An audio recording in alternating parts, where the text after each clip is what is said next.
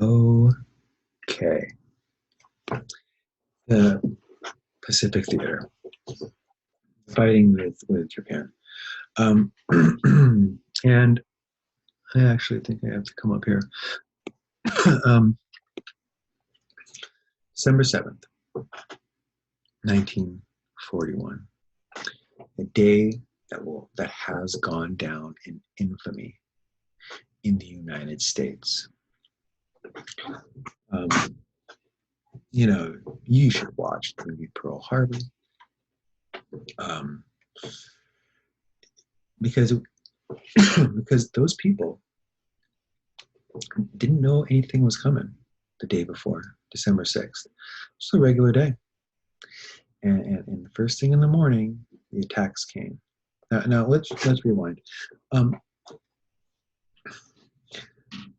we know that Japan was mad that the U.S. had cut off supplies after Japan took French Indochina, which is modern day Vietnam, Laos, Cambodia. But we did not expect that they were going to make a foolhardy mistake of attacking the United States. And although it looked like a pretty good idea that day, boy, would they learn to regret that decision. Specifically on August 6th and August 9th, 1945. But we'll get there.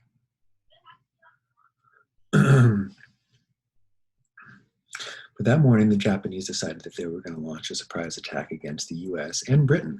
Not only did they attack Pearl Harbor, Hawaii, which here I want to show you this picture. This is what was called, this is like right before the attack, this was Battleship Row. This was a US naval base. You can see how all of our ships were parked outside.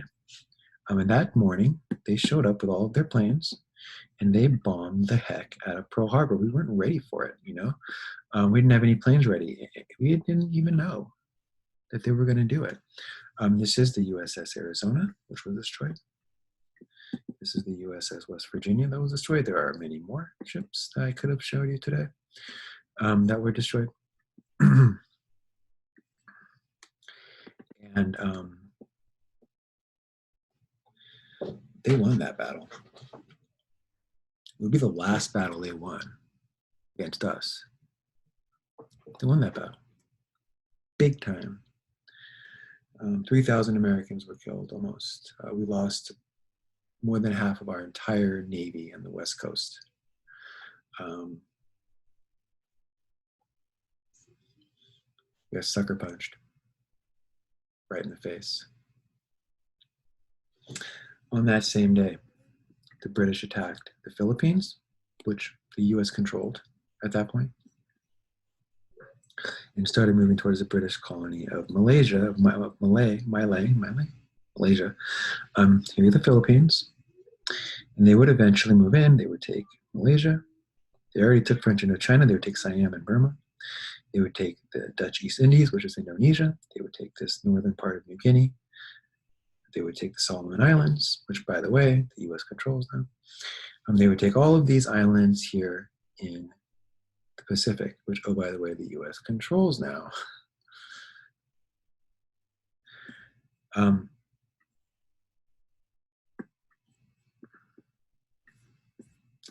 And they decided that they were gonna, come on, shrink up for me. They decided that by spring of 1942, they controlled all of this land. They were going to create the Greater East Asian Prosperity Sphere. They said Asians ruled by Asians. And at first, actually, some of the Asians down here in Southeast Asia thought it was cool. They're like, okay, better than those Europeans. At least you guys live closer to us. We know you more. But soon they would realize that, oh no, the Japanese were much, much, much crueler rulers than the Europeans. They turned all of the people who lived in this area into slave labor. Cruelest style slavery also. They took all of the resources, they just stole. They didn't buy things, they didn't help the people at all. They did nothing but take all of the natural resources from this land for their war effort. and turn all the people into slaves to give food and workers and anything that they needed for their war with the United States. Japan thought that people of the U.S. were soft, and they would not fight back. Oh, were they wrong?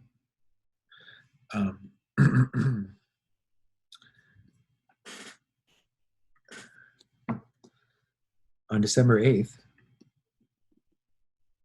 1941, Franklin Roosevelt gives his famous speech where he declares, we're in the war, guys. He declares war on Japan. And he says, we're going to fight until we win completely. There will be no half wins. We're going to completely and utterly win this war. And of course, the U.S. would. On December 11th, Germany declares war on the U.S. The U.S. turns around and declares war on Germany, which really makes Britain kind of happy, because now they're like, oh my gosh. It's like when, your big brother, this is a bad analogy, I don't know if I should. It's like when you're playing basketball and your team's losing bad, and your big brother shows up, and he's like, sub me in, bro. Let me be on your team. And that smile, that look on your face, like, oh my gosh, my big brother is better than any of these guys out there on the other team. We're going to do this now. And let me just say, this day, it stands next to September 11th, right? As the 2 days that we were attacked like that, surprise attacks.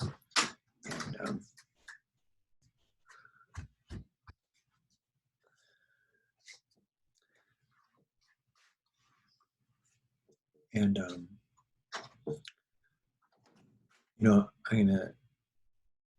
I remember September 11th. I know that feeling. And people I know who lived during Pearl Harbor Day said it was the same. Like,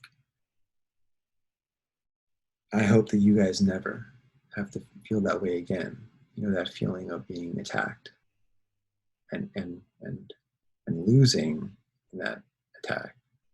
Bad. It's unlike anything else I've ever experienced. And on December 8th, my grandfather and his 2 brothers went to the office and they signed up for war. So many people have that same story. The line was down the street.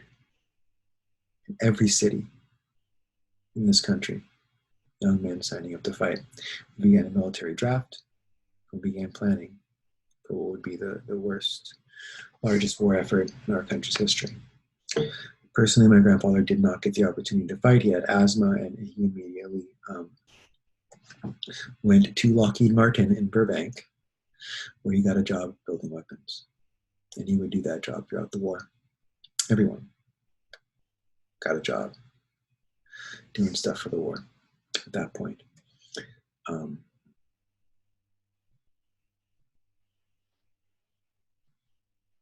You can say what you want about the U.S. I don't know about today. I shouldn't be one to talk. I don't want to try and sound tough. But man, in 1941, those people were not soft. Those people were the greatest generation. Or so they're called.